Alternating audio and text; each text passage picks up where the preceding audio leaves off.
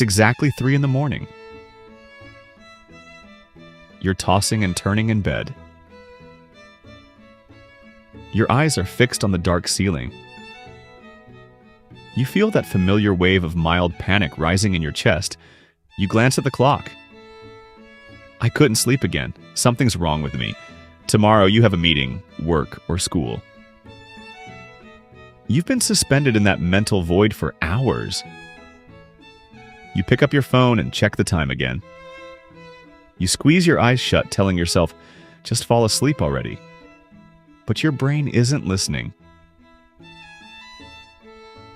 As if someone inside you flipped a switch and woke you at this exact hour. This is far more common than you think. A huge portion of the world wakes at this hour, gripped by the fear of not sleeping again. We assume it's a medical issue or poor sleep hygiene. But you're wrong. There's nothing wrong with your body. You're living the most natural rhythm of thousands of years of human history. For hundreds of thousands of years, your ancestors were awake at this exact hour too. They sat in dim firelight, thinking in the silence of the dark, whispering to one another.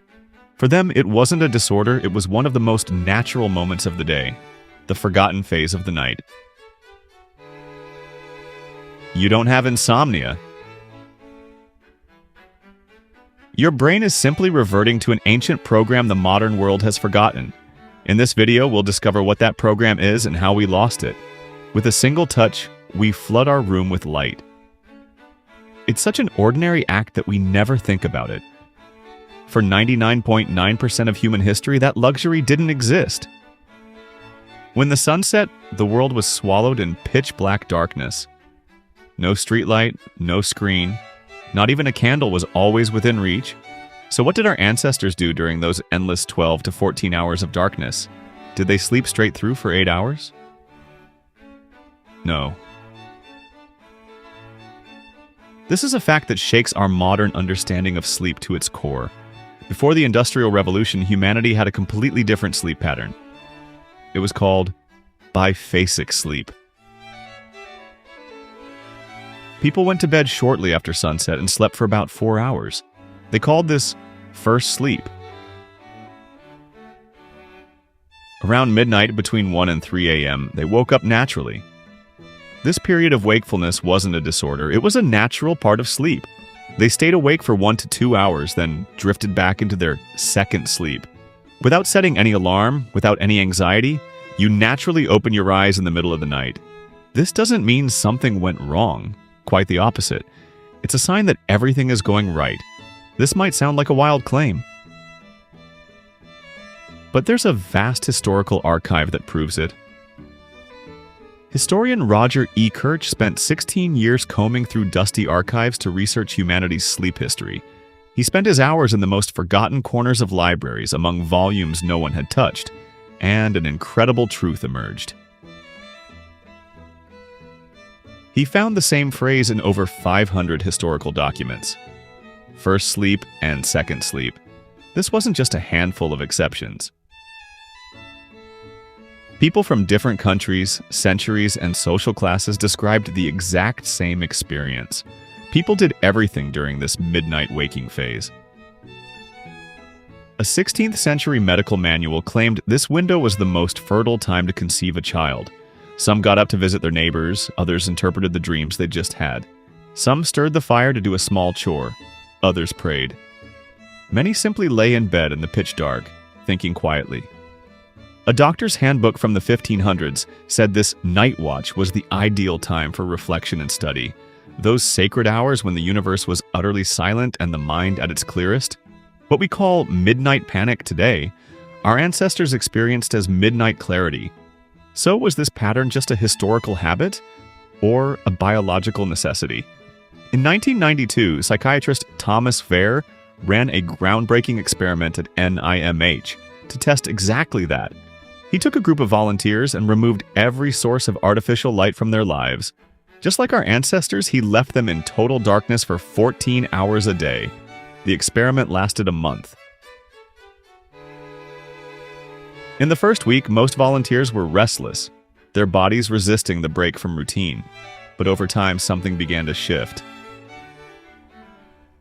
The results were shocking. Within just a few weeks, every volunteer's body spontaneously returned to that ancient rhythm. Every single one slept 4 hours, stayed awake for 1 to 3 hours at midnight, then slept 4 more. That ancient program inside us was still there. Wehr measured the volunteers' hormone levels during that waking phase. Their brains were releasing extraordinarily high levels of the hormone prolactin. Prolactin is a hormone released during meditation or after orgasm, one that brings deep calm. So our ancestors weren't stressed or anxious when they woke at midnight. Biologically, they were in something like a meditative trance.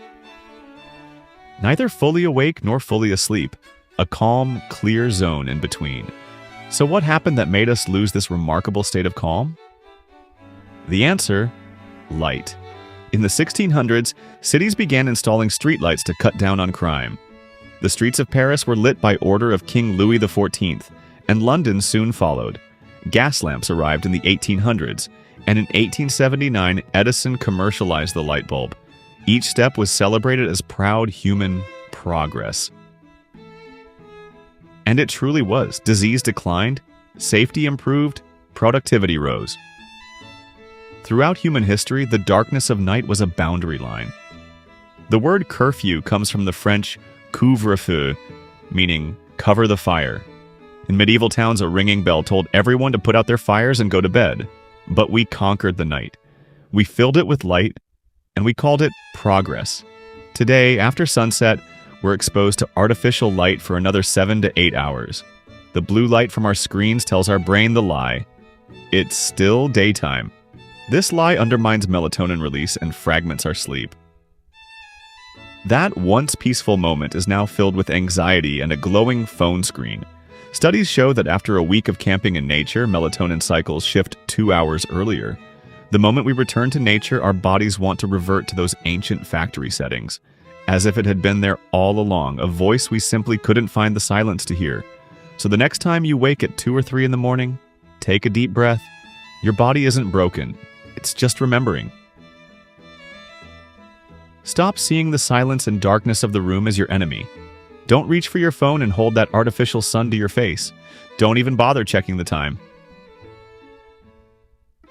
Just lie there quietly and savor the calm that prolactin brings. Like your ancestors did for thousands of years, sit alone with yourself in that quiet hour.